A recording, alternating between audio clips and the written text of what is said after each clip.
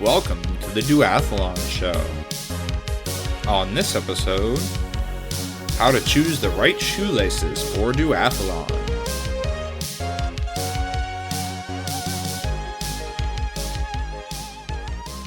If you cycle with bike shoes and clipless pedals, then you'll need to change shoes twice during your duathlon race. In Transition 1, you change out of your running shoes and into your cycling shoes. In Transition 2, you change back from those cycling shoes into your running shoes. If you want to go as fast as you can, you'll need some special laces on your running shoes to help you make the transition process easy. In this episode, I'm going to discuss 3 types of run laces or quick laces that you might want to choose for your next duathlon. 2 you might have heard of before, but there's one really relatively new entry to the market that I'm really excited to discuss at the end. The first type of laces we'll talk about are elastic laces with a lock. These have a spring-loaded locking mechanism and plastic clamps at each lace end. With these, you lace up your shoes, cut them to size, and then apply the plastic clamps at each lace end. These laces allow quick in-race adjustments to your lace tension. Transition 2 in a duathlon is where these laces save you time. At T1, in the moment that you're taking them off, loosen the laces a tiny bit. Do not fully let the tension out. At T2, as you're putting them back on, you can more easily slip your heel in when you put the shoes back on, and then tighten them by quickly pulling the laces through the spring-loaded auto-locking tab. This will definitely provide you a faster adjustment than a full laces untie and retie in Transition 2. You can also skip the loosening and tightening with these laces. Just kick your shoes off, slip them off in T1 without loosening or untying. In T2, you can use your hands to pull the tongue and heel of the shoe apart and slip your foot in. The elastic laces have some give, enough to pull apart and allow you to enter the shoe, whereupon they'll retighten and you run off at high speed. Except of course your thighs and calves are screaming at you because you've just completed the 2 first legs of a duathlon and now you're on the last and hardest. The second type of lace are simple elastic laces just tied together normally. These are the same sort of elastic laces as type 1 but with no locking mechanism. So you pull your laces tight and tie them like normal shoelaces. This means you can't do the same small quick adjustments that the locking laces provide. These laces stay tied the whole duathlon. In T1 you pull them off, and in T2 you pull them apart, wedge your foot in, and go. Less flexibility, but a perfectly functional option, and presuming T2 goes smoothly, with an easy foot entry and no fumbling, you can transition in these exactly as fast as you can with the locking laces. The third and final type of lace is a bubble lace. Bubble laces are pictured in the art for this episode. These guys are the new kid on the block. You see a lot of multi-sport blogs and articles discussing the first 2 types of quick laces I've mentioned, but this third seems to be a newer entrant to the market because I don't see them being discussed as much. The first brand I saw making these bubble laces is called Caterpie. Caterpy.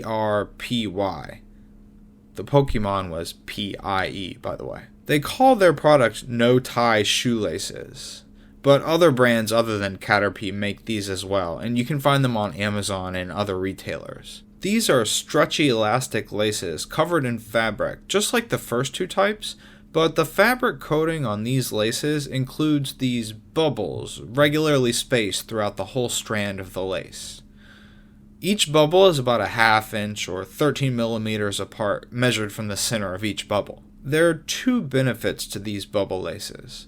First, they stretch and rebound just like the other elastic laces mentioned so far in this episode. And second, the bubbles allow you to lock the laces in place at the desired tension on every level of the shoe top. You can portion your lace out between eyelets by number of bubbles.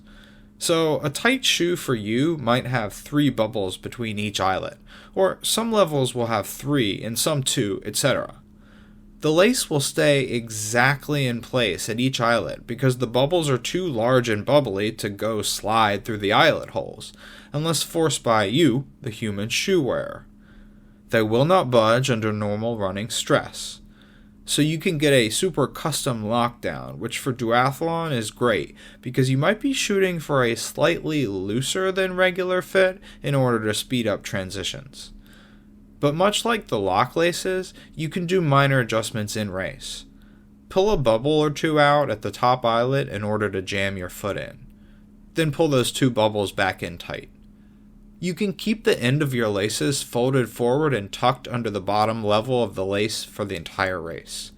See the episode cover art for a picture of my shoes, New Balance FuelCell SuperComp Pacers, in this exact setup. The ideal for any of these 3 type of laces is to slip out and then later back into your shoes without untying anything and without loosening or tightening the laces. The pros at the World Championships do this for the quickest transitions. Also, make sure to practice a lot. You can do this at home. I've done this inside my NYC apartment, jogging back and forth between 2 rooms and putting shoes on and off 10 times in a row. But be prepared to adapt. In T2, you'll be coming in hot and at a brain oxygen deficit.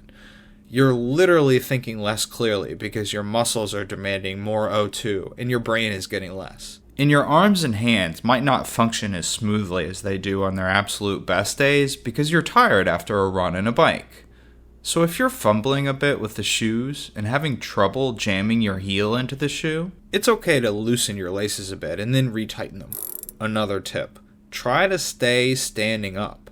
Practice this. Practice this tired. It's way easier, but also way slower to sit down and change your shoes during T1 and T2.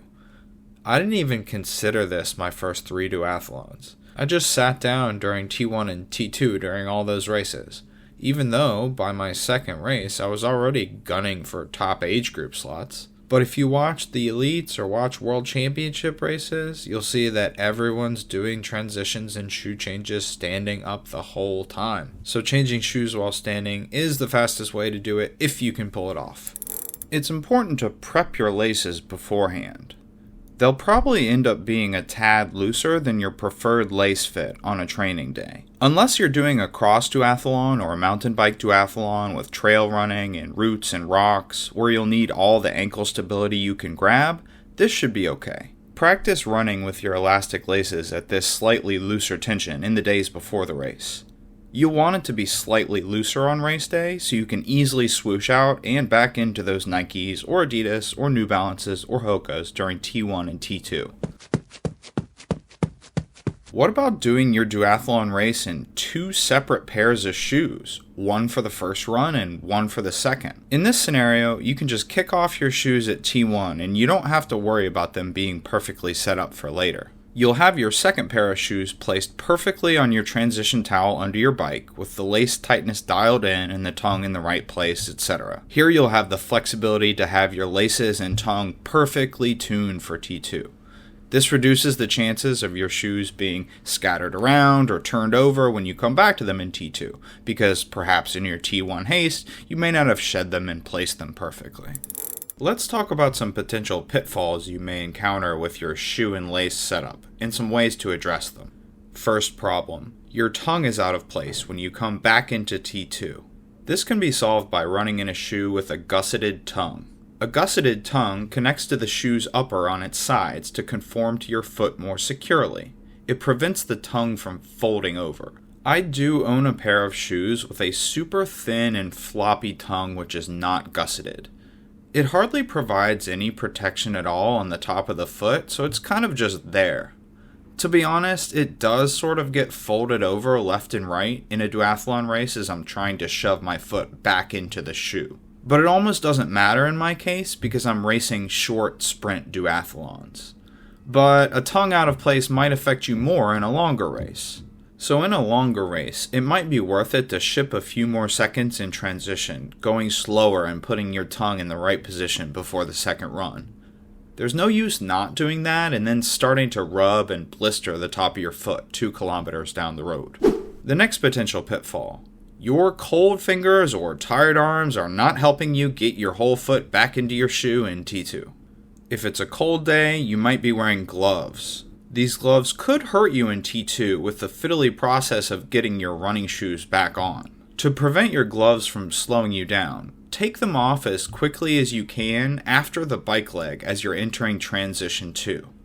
Then rack your bike, Helmet off onto your transition towel or hung up onto your bike, cycling shoes off, running shoes on. You might be warmed up a bit by now and decide you no longer need the gloves for the last run. Or you might still want them, in which case you can easily put them back on during the beginning of run 2.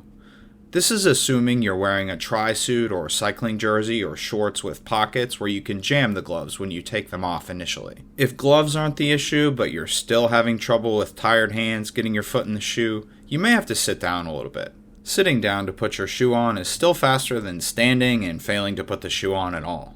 You may also have to loosen the laces and then retighten them quickly. Your initial goal might have been just pull and shove with no loosening, but it's important to adapt on the fly. The final potential pitfall with shoes and laces are that your shoes end up out of place when you return to your transition towel in T2. Perhaps they got flipped over as you kicked them off in T1. Or maybe the person who racked their bike next to you unfortunately brushed them a bit and flipped them over as they entered or came out of transition. Maybe the high winds blew them over a bit. In an elite world championships race or something highly official like that, each racer has a standard-sized basket under their bike in their little transition pit area that all their stuff has to fit into. You get a penalty if your hat or shoes or whatever fall outside this bin. But in your local duathlon, there might not be strict rules to this effect. To prevent this potential pitfall of shoes being out of place, you could always go for the 2-shoe option. 1 pair of shoes for the first running leg and a whole separate pair for the second running leg. This option can definitely get a bit expensive, especially if you want to be a fast lad out there with your carbon-plated super shoes. Personally, I just trust a solo pair of shoes for my duathlons. My duathlon obsession has already got me owning 2 pairs of running shoes, one for training runs and a special pair just for racing. At this point, I'm not ready to spend even more money on a 3rd pair.